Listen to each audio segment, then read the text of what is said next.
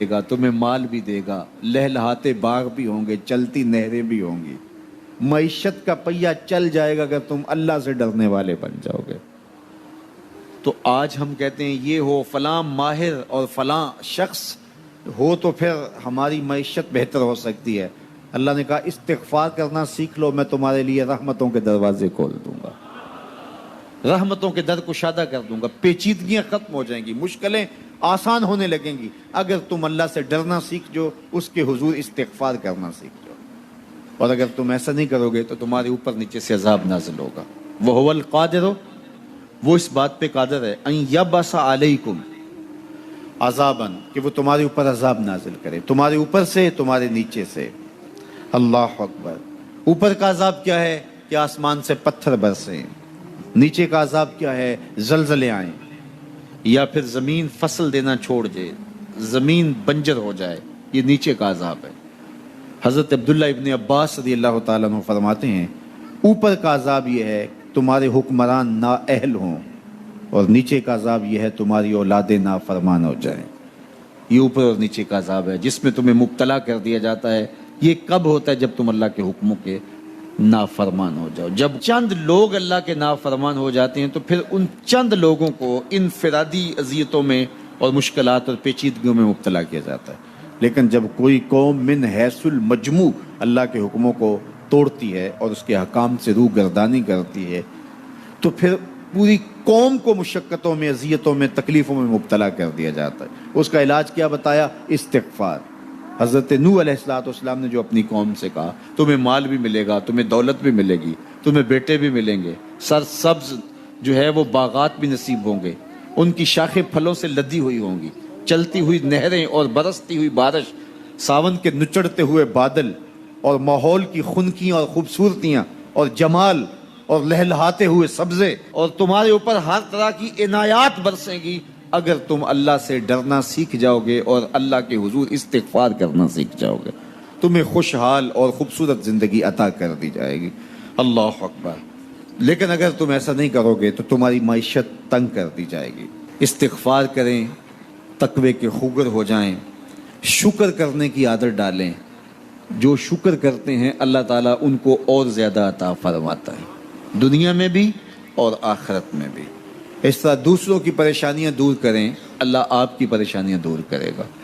بانٹنے کا مزاج پیدا کریں، آپ کے پاس جو بھی ہے بانٹ دیں، علم ہے تو بانٹیں، خوشیاں ہیں تو بانٹیں، آپ کے پاس دولت ہے تو لوگوں کے دکھ اس دولت سے دور کرنے کی کوشش کریں۔ جب آپ بانٹنا شروع کر دیں گے تو آپ کا رب آپ کو عطا کرنا شروع کر دے گا۔ یہ بات ہو نہیں سکتی کہ انسان کی زندگی میں مشکل نہ ہو۔ جب انسان کو پیدا کیا گیا تھا، اس کا خمیر گویا گیا تھا، تو 39 دن تک اس کے خمیر پر مٹی جو گوندی گئی تھی انسان بنانے کے لیے، اس پر 39 دن دکھوں کی بارش ہوئی تھی اور ایک دن خوشیوں کا می برسا تھا۔ تو انسان کی زندگی میں خوشی اور غم اس تناسب سے ہیں۔ لَقَدْ خَلَقْنَا الْإِنسَانَ فِي قَبْضٍ، انسان کی زندگی مشقتوں کا مجموعہ ہے، حالات کی تلخیوں کے سے مقابلہ کرنا پڑتا ہے۔ لیکن حالات مشکل ہو جائیں تو ان سے نکلنے کا راستہ کیا ہے؟ تو سنیے قرآن کیا کہتا ہے، وَمَن يَتَّقِ اللَّهَ يَجْعَلْ لَهُ مَخْرَجًا وَيَرْزُقْهُ مِنْ حَيْثُ لَا يَحْتَسِبُ۔ جو اللہ سے ڈرنے لگ جاتا ہے، تقوی اختیار کر لیتا ہے، تو پھر اللہ تعالیٰ جل شانہ اس کے لیے مخرج پیدا کر دیتا ہے، یعنی اس مصیبت سے نکلنے کے اللہ راستے دیتا ہے۔ یہ اس شخص کا مقصوم ہے جو اللہ سے ڈرتا ہے۔ اس پر مشکلات اس پہ بھی آتی ہیں، یہ نہیں کہ اس پہ مشکلات نہیں آتی، زندگی کی مشکلات کا وہ بھی شکار ہوتا ہے، لیکن جو ہی مشکلات آتی ہیں ان مشکلات سے نکلنے کا اللہ اسے راستہ بھی عطا کر دیتا ہے۔ اور دوسری بات، وَيَرْزُقْهُ مِنْ حَيْثُ لَا يَحْتَسِبُ، اللہ اس کو وہاں سے رزق دیتا ہے جہاں سے اسے گمان بھی نہیں ہوتا، وہاں سے رزق دے دیتا ہے۔ بندہ تو یہ کہتا نا کہ مجھے یہاں سے ملے گا، یہاں سے، ایک بندے کی منصوبہ بندی ہے، لیکن جو اللہ سے ڈرنے والا ہوگا اللہ اس کو وہاں سے رزق دے گا جہاں اسے گمان بھی نہیں ہوگا، خیال بھی نہیں ہوگا کہ یہ راستہ بھی حصول رزق کا ہو سکتا ہے۔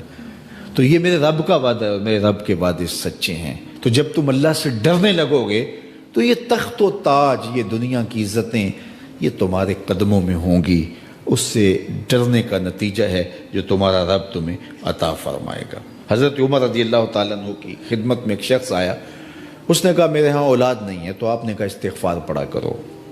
ایک دوسرا شخص آیا کہ صاحب بارشیں نہیں ہوتی، فرمایا استغفار پڑھا کرو۔ تیسرا شخص حاضر خدمت ہوا اور کہا کہ ہمارے ہاں قحط کا عالم ہے، فرمایا کہ استغفار پڑھا کرو۔ تو کوئی پاس بیٹھا تھا، اس کے اٹھ کے جانے کے بعد کہا کہ مختلف لوگ مختلف سوال لے کر آئے اور آپ نے ایک ہی جواب دیا کہ استغفار پڑھا کرو۔ تو کہا میں نے اپنی طرف سے تھوڑا دیا، یہ تو میرے رب کا فرمان ہے۔ کہا وہ کیسے؟ کہا سورہ نوح پڑھو، فَقُلْتُ اسْتَغْفِرُوا رَبَّكُمْ۔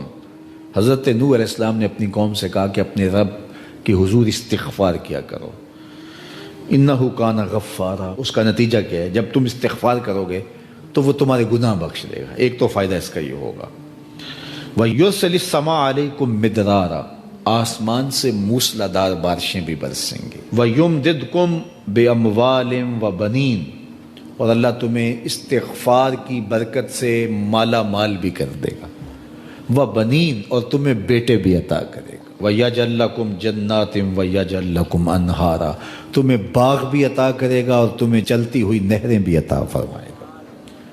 آج میں سمجھتا ہوں کہ پاکستانی قوم کو اجتماعی استغفار کی ضرورت ہے۔ آپ کے دریاؤں کا پانی سوکھ گیا، استغفار کریں گے اللہ تعالیٰ ان کو پانیوں سے مالا مال کر دے گا، بارشیں ہوں گی، قحط سالیاں دور ہوں گی، بے اولادوں کو استغفار سے اولاد نصیب ہوگی، اور معیشت کی بہتری جو ہے وہ استغفار کے ذریعے سے ہوتی ہے۔ تو یہ 5 چیزیں بیان فرمائیں، تو استغفار سے خوشحال زندگی کا تصور ابھرتا ہے۔